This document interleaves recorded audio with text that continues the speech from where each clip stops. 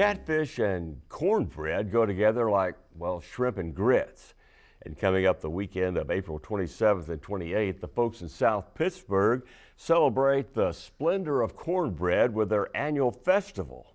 Here's a Crossroads blast from the past, so to speak, when Al Vex went down to sample some of those cornbread concoctions.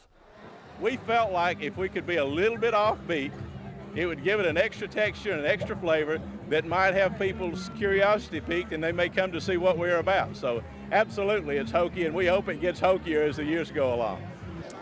And so it is that people from all over come to South Pittsburgh on a beautiful spring weekend in the end of April to enjoy all the activities that go with the festival of this type. There's plenty to eat, crafts to buy, and entertainment for everyone.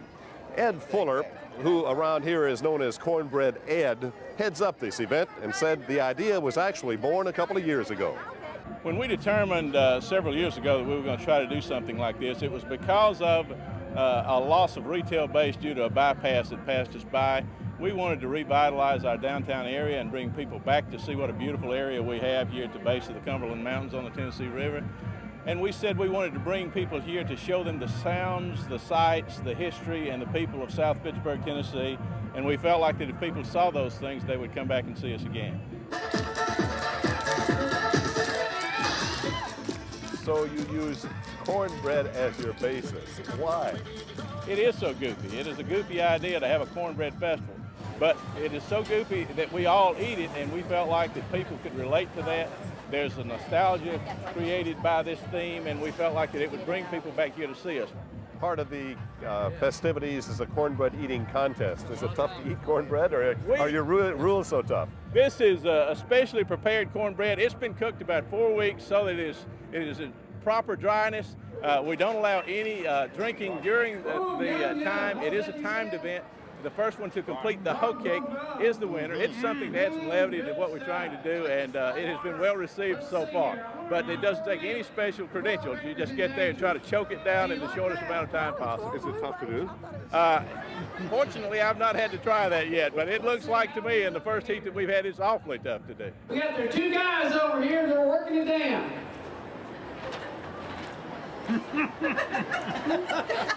We need Pavlov's dog up here for a little slobber action, don't we?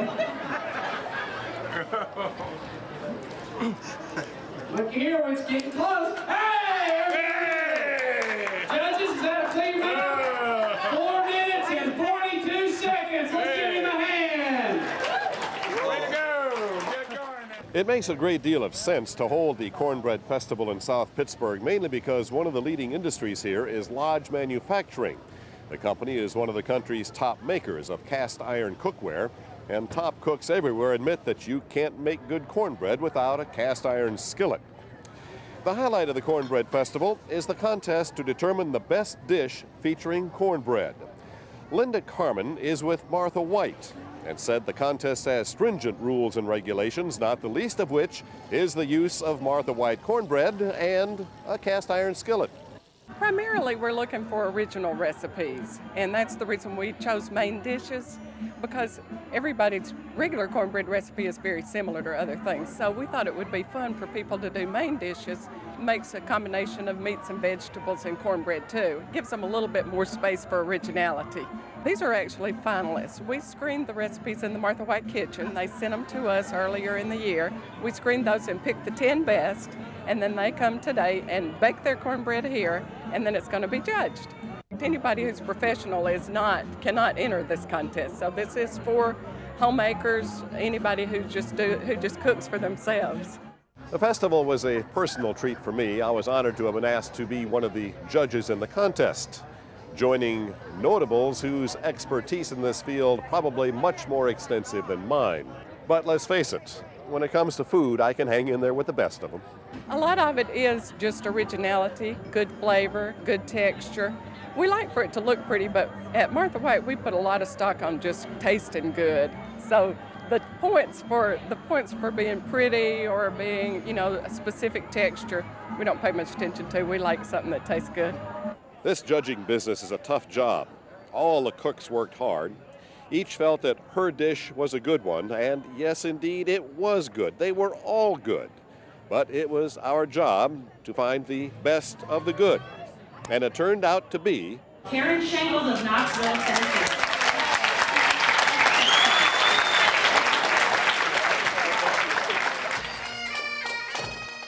It is a labor of love. We do it without pay. There are no paid positions in this group, but we do it because we love this town and we love lodge manufacturing and we love cornbread, and we want to show that love to everyone who comes. So it's a labor of love, and it does take preparation, but we love it.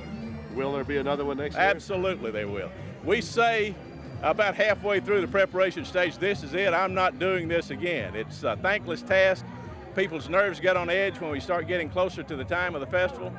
We wonder if we're going to be able to pull it off, but when we have crowds like this who seem appreciative, we are more enthused than ever, and we hope that we can make next year's festival bigger and better.